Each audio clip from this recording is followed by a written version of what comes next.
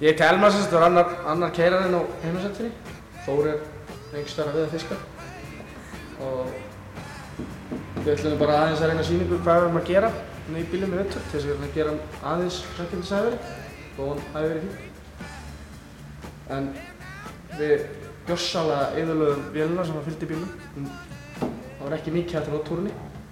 Þannig að við pöntuðum glænýja vél á Bandaríkjunum og hún er bara að koma núna næstu dögum. Og vorum að styrkja sjálfskiptingarna báðar og fara í gegnum drifbúnaðinn og reyna að gera bílinn þannig að það þoli nýju vélina. Hún er töluvert afl meiri heldur en svo gamla. Þetta er sem sagt 434 smólblokk vél sem við erum að hafa með nýjum hendum og öll drastluna allt nýtt. Þannig að hún verður vonandi góð.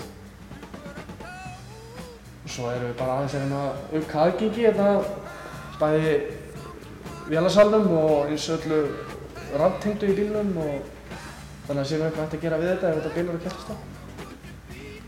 Og bara reyna að gera hann aðeins þægilegri. Það er svona ýmislegt sem að mátti bæta og við erum að reyna að bæta það svona hægt og rólega þó við náttúrulega getum ekki gert allt í einu.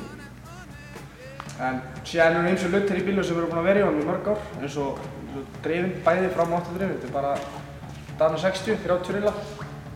Við erum búin að vera í bílnum heil lengi og virkar bara, þannig skilst. Og 9 tóma aftan, 35 rilla sem að margir segja sér ónýtt en við viljum meina annað.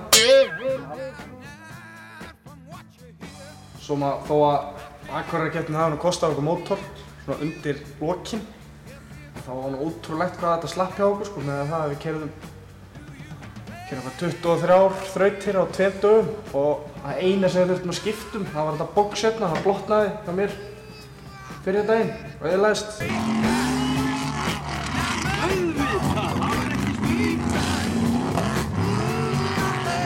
Elmar er alltaf gráður.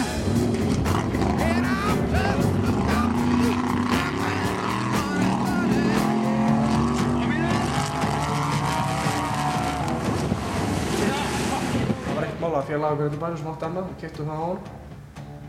Hitt er bara, hitt er að ætlum að reyna að gera við hitt, það er láta að gera við hitt fyrir okkur. Við ætlum ekki að keppa báðir á bílnum, nema mestalagi kannski einni keppni, en við erum svolítið ekki vissir á það. Þannig að ef það verður 4 mót í Íslandsmeistaramótinu þá tek ég 2 og Þór 2. Við erum ekki alveg búin að ákveða hvaða mót það verða, en stefnan er raunverulega bara að safna reynslu og ekki eyðileggja of mikið. Og já, reyna kannski að drullast í topp 3 á annarri keppni, það var reynd til magna. Það var bara að vera með og reyna að hafa gaman að þessu. En auðvitað, stefnum var alltaf á eitthvað betra en það.